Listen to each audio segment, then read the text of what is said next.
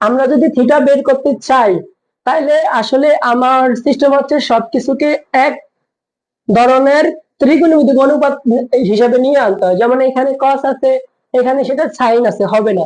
আমার দুইটাই হয় কস হইতে হবে, দুইটাই নয় কি হতে হবে, সাইন হতে হবে। তো আমরা এই সমস্যাটা সমাধান করতে হলে আমার কস কে সাইন বানাইতে হবে, নয়তো সাইন কে কি কস বানায় নিতে হবে, অর্থাৎ সবগুলোকে সেম বানায় নিতে হবে।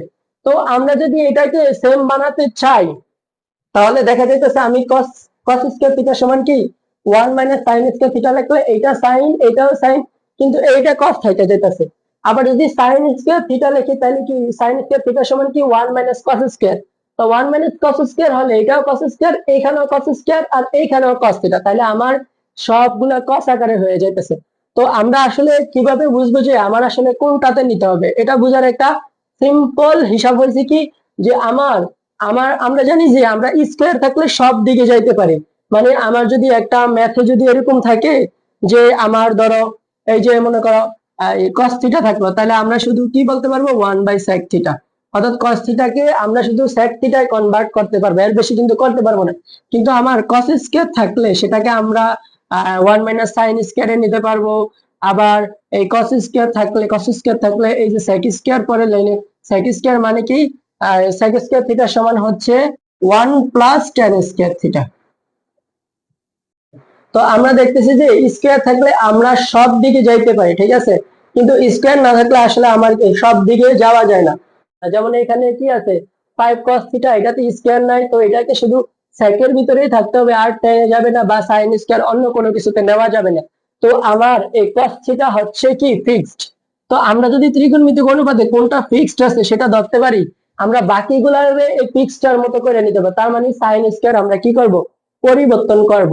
আর cos স্কয়ার আর এই cos সেম থাকবে, sin স্কয়ার কে আমরা কি বানাবো, cos স্কয়ার বানাবো, কারণ এখানে cos থিটাটা কি থাকবে, ফিক্স থাকবে। ফিক্সড কি জন্য, কারণ এখানে কোনো স্কয়ার নাই, যার কারণে এটাকে পরিবর্তন করা যাবে না, এই কারণে এটাকে আমরা ফিক্সড ধরে নিলাম, ঠিক আছে। তো আমরা এটা যেহেতু ফিক্সড, তাহলে আমরা sin কে পরিবর্তন করব। তো তাইলে আমরা এই যে cos স্কয়ার থিটা যেমন আছে এমনি লেখা দিলাম, কিন্তু sin স্কয়ার থিটা মানে কি 1 মাইনাস cos স্কয়ার থিটা, আর এই পাশে হচ্ছে কত, এই যে মাইনাসের মাইনাস, আর sin স্কয়ার মানে কি 1 মাইনাস cos স্কয়ার, আর এখানে 2 মাইনাস 5 cos থিটা। এখন দেখা যাইতেছে আমার সবকিছুই cos cos cos হয়ে গেছে। আর আমি এটাই চাইছি যে সবকিছু যদি সেম হয়ে যায় তাহলে আমরা সেটা থেকে থিটার মান বের করা অনেক বেশি ইজি হয়ে যায়। তো আমরা সবকিছুকে সেম করে ফেলছি, এবার আমরা জাস্ট মানে গতানুগতিক নিয়ম অনুযায়ী ম্যাথটা করে যাবো, ইনশাল্লাহ দেখবা যে একটা সমাধান চলে আসবে। যে মাইনাস থেকে মাইনাস দেওয়া, মাইনাস মানে কি চিহ্ন পরিবর্তন, তো এটার সামনে প্লাস আছে এটা হয়ে যাবে কি মাইনাস, আর এটার সামনে মাইনাস আছে এটা কি হয়ে যাবো প্লাস, ঠিক আছে। আর যদি এমনি হিসাব করি তাহলে সেম, প্লাসে মাইনাসে মাইনাস, মাইনাসে মাইনাসে প্লাস। তারপরে এইখানে হচ্ছে 2 5 cos থিটা। এবার আমরা সবকিছুকে এক পাশে নিয়ে আসবো, তাহলে এখানে আছে, তাহলে এখানে কি আছে cos স্কয়ার cos স্কয়ার, তাহলে 2 cos স্কয়ার থিটা। তারপরে আমার এখানে 1 আছে, 1 লিখলাম, আর এই পাশে এই যে সমানের এই পাশে যা আছে এইটারও এই পাশে নিয়ে আসতেছি, তাহলে এটা প্লাস ছিল হয়ে গেছে মাইনাস, আর এইটাকে এই পাশে আনলে এটা হয়ে যাবে কি, এটা হয়ে যাবে প্লাস, কারণ এখানে মাইনাস আছে, এখানে এসে কি হয়ে গেছে প্লাস। তো ওই পাশে কিছু নাই মানে ওই পাশে কি শূন্য। তো তারপরে আমরা কি করব, আমরা এটাকে একটু সাজায় নিব। তো আমরা এটাকে দেখতেছি যে এখানে স্কয়ার আছে, তো একটা সমীকরণে যদি সর্বোচ্চ পাওয়ার স্কয়ার হয় তাহলে সেটা হয় দ্বিঘাত সমীকরণ। সেটা কি হয়, দ্বিঘাত সমীকরণ। তো আমরা এই দ্বিঘাত সমীকরণের সমাধান বা দ্বিঘাত সমীকরণকে প্রথমে আর কি আদর্শ আকারে নিতে হবে। তো আদর্শ আকারটা কেমন, আদর্শ আকারে সর্বোচ্চ পাওয়ারটা মানে পাওয়ার গুলা এরকম হবে। পাওয়ার প্রথমে থাকবে 2, তারপরে 1, তারপরে মানে সংখ্যাটা থাকবে আর কি। তো এখানে পাওয়ার এইটা সর্বোচ্চ, এইটাই প্রথমে থাকবে cos স্কয়ার থিটা, তারপরে হচ্ছে আমার এইটা এই যে মানে এক কম পাওয়ারটা, এটার পাওয়ার হচ্ছে 1, ঠিক আছে। তাহলে এখানে আমরা 5 cos লিখবো, আর এইখানে হচ্ছে 1 আর এই -2 হচ্ছে -3 মানে সংখ্যাটা। অর্থাৎ দ্বিঘাত সমীকরণের আদর্শ আকারে আমি এইটাকে লিখে নিলাম। এবার আমরা জানি যে দ্বিঘাত সমীকরণকে উৎপাদক বিশ্লেষণ বা মিডল ফ্যাক্টর যেটা বলে, মানে মাঝখানেরটাকে আমরা কি করব, দুইটা ভাগে স্প্লিট করে দিব, আমরা এখানে সেটা করব।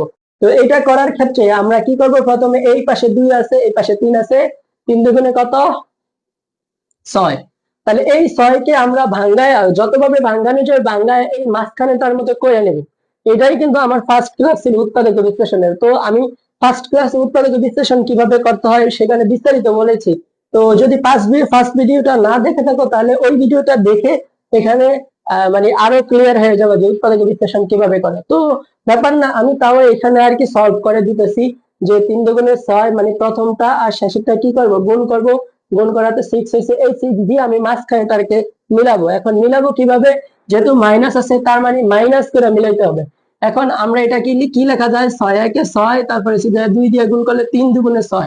তাহলে এখন আমরা দেখতেছি যে মাইনাস করা লাগবে। এই যে আমি যদি 6 থেকে 1 মাইনাস করি তাহলে কত হয়, 5। কিন্তু আমরা যদি 3 থেকে 2 মাইনাস করি তাহলে হয় 1। কিন্তু এখানে এখানে আমার আছে 5, তার মানে আমি এইটা সিলেক্ট করবো, অর্থাৎ 6 আর 1 আমার সিলেক্ট করতে হবে, কারণ এখানে মাইনাস করে মিলাতে হবে। মানে আমার মাইনাসের রেজাল্ট এইটার সাথে মিলছে কোনটা, এই যে 5 এর সাথে উপরেরটা মিলছে, নিচেরটা মিলে না, যার কারণে আমার উপরেরটা নিতে হবে। তো আমি উপরেরটা নিলাম। এবার কত, 6 আর 1। আচ্ছা, তাহলে আমি লিখবো কি 2 cos স্কয়ার থিটা, তারপরে এখানে একটা হচ্ছে 6 আর একটা 6 cos থিটা, আর একটা হচ্ছে 1 cos থিটা, 1 cos থিটা, তারপরে হচ্ছে -3 ইকুয়াল 0।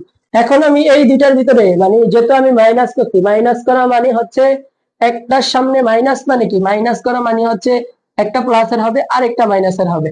কারণ আমি যদি প্লাস মানে হয়েছে যে কি একটা প্লাস আর একটা প্লাস, অথবা একটা মাইনাস আর একটা মাইনাস, দুই ভাবে কি প্লাস করা যায়, কিন্তু মাইনাস করার ক্ষেত্রে একটা প্লাসের হবে আর একটা মাইনাসের হবে। তো এইখানে আমার কোনটা মাইনাসের হবে আর কোনটা প্লাসের হবে এটা আগে আমার সিলেক্ট করতে হবে।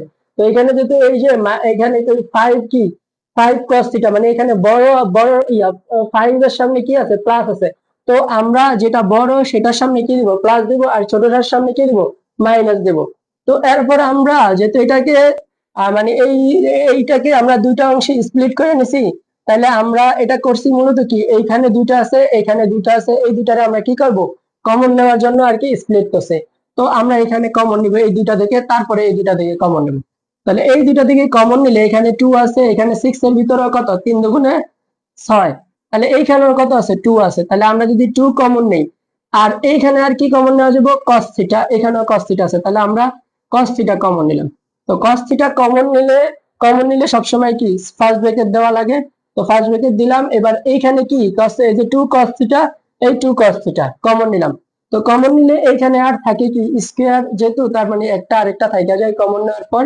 তো এইটা এখানে লিখলাম প্লাসের প্লাস, এখানে 2 cos থিটা কমন নিলে এখানে থাকে কত, এই যে 2 আর cos থিটা, তাহলে থাকে কত, 3। তা 3 দিলাম। তারপরে আমরা এইখানে যেটা আছে, এইখানে কিন্তু সেম আকারে একটা কিছু কমন আনতে হয়, এটা আমরা জানি। তো এখানে আছে cos থিটা প্লাস 3, এখানে আছে মাইনাস cos থিটা মাইনাস 3, অর্থাৎ এইখানে যা আছে এইটা কিন্তু তার পুরোপুরি অপোজিট।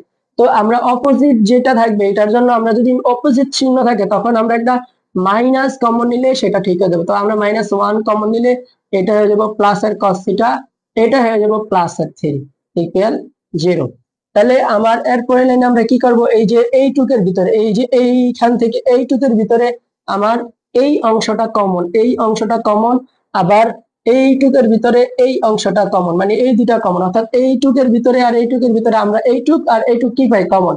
তো আমরা কমন নিয়ে নিলাম cos থিটা প্লাস 3 কমন নিলে এইখানে আমার আসতেছে কত, মানে এই যে এইটুক থেকে cos থিটা কমন নিলে এখানে আমার থাকে 2 cos থিটা, আর এইটুক থেকে এটা কমন নিয়ে নিছি, তার মানে এখানে থাকে -1। তাহলে এই আমার 0। এখন আমার কতগুলা রাশি যদি গুণাকারে থাকে, গুণাকারে থাকলে তার মান যদি 0 হয় তাহলে আলাদা আলাদা সেটা 0, তার মানে এইটাও 0 এইটাও কি 0। তাহলে আমরা কি লিখতে পারি, সুতরাং এই যে cos থিটা প্লাস 3 ইকুয়াল 0, অথবা 2 cos থিটা মাইনাস 1 ইকুয়াল কত, 0। তাহলে এখন এইখানে আমার এই যে cos থিটাটা এই পাশে রাখলে আর এইখানে এসে যায় 3টা মাইনাসের। এখন cos থিটার মান প্রথম প্রথম চতুর্ভাগে, অর্থাৎ এই যে আমি যদি এইভাবে ধরি যে এই চতুর্ভাগে প্রথম চতুর্ভাগে কখনো মাইনাস হয় না, শুধু সূক্ষ্মকোণ এটা বইলা দেওয়া আছে ওই জায়গায় সূক্ষ্মকোণ। তো সূক্ষ্মকোণ যেহেতু প্রথম চতুর্ভাগ, তো প্রথম চতুর্ভাগে কখনোই কি cos থিটা মাইনাস হয় না, যার কারণে এই মানটা কি গ্রহণযোগ্য নয়।